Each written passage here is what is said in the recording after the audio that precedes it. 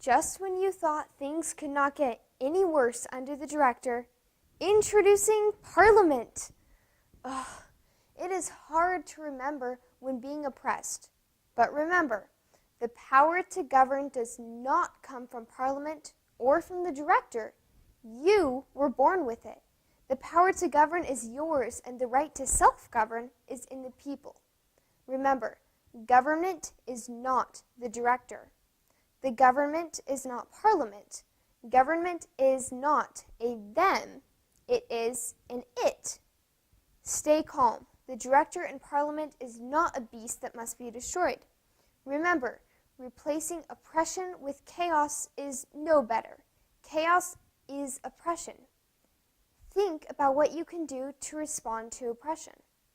How can you have a positive influence in your classroom? Early Americans had meetings, gave speeches, supported each other, wrote articles and pamphlets, even drew pictures, and came up with marketing messages. They studied the ideas of liberty so that they could argue them better. They wrote a declaration that became one of the most amazing statements of liberty history has ever produced. They did not seek to kill the beast. They sought to shine the light of liberty in the darkness of tyranny. They only took up arms in self-defense after the British started the war. Let me tell you the story of the Boston Tea Party in a little more detail than you have heard in the past. Parliament had gotten rid of many of the acts that were making people so angry, except for the tea tax. King George wanted to keep that one. But the Americans were angry about that tax too, so they refused to buy English tea. Instead, they bought Dutch tea, even though that was against the law due to the Navigation Act. Well, King George came up with a plan to trick America into accepting the tax. The king decided to have some of the brokers, or middlemen, taken out of the shipping and selling process, so the price of tea could be lowered below the cost of Dutch tea, even with the tax attached to it. He thought that Americans were more interested in buying cheap tea than they were dedicated to rejecting the idea of taxation without representation. He was wrong. At every port in America, the tea ships were forced to return to England without unloading and selling their tea, all except for the ships in Boston Harbor. They refused to go back to England, and the people in Boston would not allow the tea to be unloaded. Well, there just happened to be a law in Boston that said that any cargo not unloaded within 20 days could be taken by the governor and sold at an auction. If this were allowed to happen, the tax on the tea would be set. The Sons of Liberty and other Bostonians pleaded with the governor to turn the ships back to England. He refused, and on the 19th day, December 16th, 1773, at the Old South Church, a crowd of 5,000 people decided to take action. That night, over 100 people, dressed like Mohawk Indians, boarded 3 ships, broke open 340 crates of tea, and dumped the tea into the harbor. In today's money, the damaged tea was worth about $1.7 million. The destruction of the tea was a very costly blow to the British. Besides the destruction of the tea, historical accounts record that no damage was done to any of the 3 ships or any other items on board, except for one broken padlock. The padlock was the personal property of one of the ship's captains and was immediately replaced the next day by the Patriots. Great care was taken by the Sons of Liberty to avoid the destruction of personal property, except for the tea, of course. Nothing was stolen from the ships, not even the tea.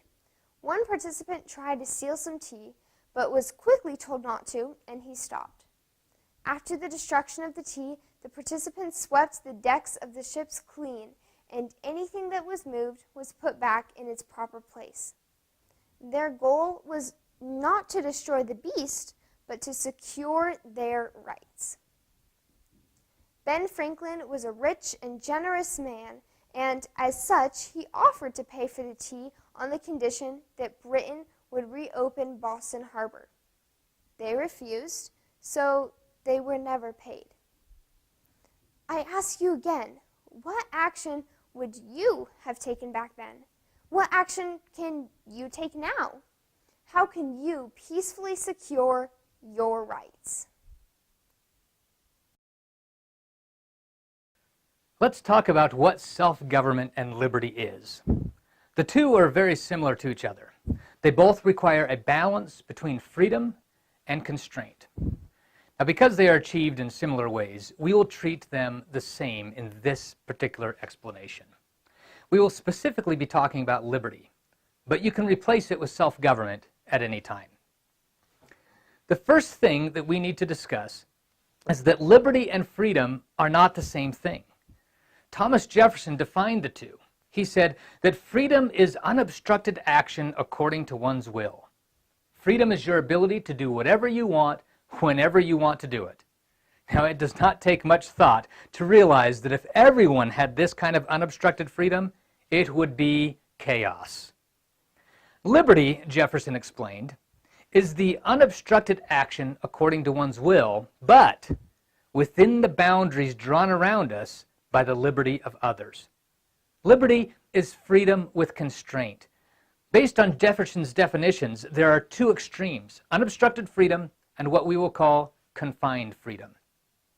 Unobstructed freedom is a complete free-for-all. It causes chaos. Confined freedom, on the other hand, is no freedom at all. It is confining freedom so much so that it eliminates all freedom. The results of confined freedom is oppression. Liberty is the balance between the two. It is that perfect blend of unobstructed and confined freedoms. It is freedom with discipline or constraint. In Jefferson's terms, that balance can be achieved by constraining your actions within the boundaries drawn around you by the liberty of others. Your freedom stops when it begins to trample on the liberty of another person, and their freedom stops when it tramples on your liberty. So liberty is freedom with boundaries, or a balance between unobstructed freedom and confined freedom. When someone is overstepping their bounds, it is chaos in their world and oppression in yours. Chaos in theirs because they're overstepping the rules, constraints, or the boundary. Oppression in yours because when they overstep the boundary into your world, they infringe on your liberty. And it works the other way around too. When you overstep your bounds, it is chaos in your world and oppression in theirs. The challenge we face in society is identifying where that boundary and that balance is. This is a challenge because the amount of unobstructed freedom and confined freedom changes based on the subject. For example, the early colonists discovered that the freedom of religion should have almost 100% unobstructed freedom. One person's beliefs should not be confined by another's. However, when those beliefs begin to infringe on the public peace and safety, it should be confined. But because alcohol and drugs can infringe greatly on the peace and safety of others, they are restricted much, much more than religion. Once we find the perfect balance between unobstructed freedom and confined freedom, we have liberty. We have the ability to self-govern in society. As an example of finding the balance between unobstructed freedom and confined freedom, I'll take you to an activity at a Boy Scout summer camp. The activity was to build and race a simple billy cart. Now, a billy cart is a non-motorized go-kart. The plans called for a main structural board to be placed very close to the steering board. The close proximity of the two boards made the steering very limited. It confined the freedom. Virtually every one of the 10 troops, over 200 scouts and more than 40 scout leaders decided to ignore the instructions and place the structural board far from the steering board to give the cart more steering, unobstructed freedom. This decision allowed for an almost unobstructed turning capability of the go-kart. Now, I just happened to be one of the leaders in charge of this activity, and I knew from experience, I have the skinned elbows and knees to prove it, that the limited steering was necessary.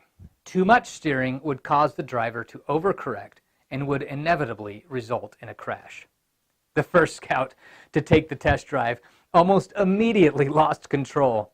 He ran into an embankment and was launched squarely into a tree and dumped on the ground with a thump. It was awesome.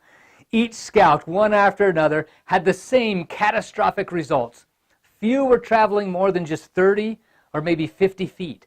They quickly learned that the unobstructed freedom of turning caused them to immediately overcorrect and lose control every time. It was absolute chaos. The quick adjustment to the boards on each cart limited the steering, and within that newly confined freedom, each Boy Scout had more control over the cart because their turning was no longer unobstructed. It was confined.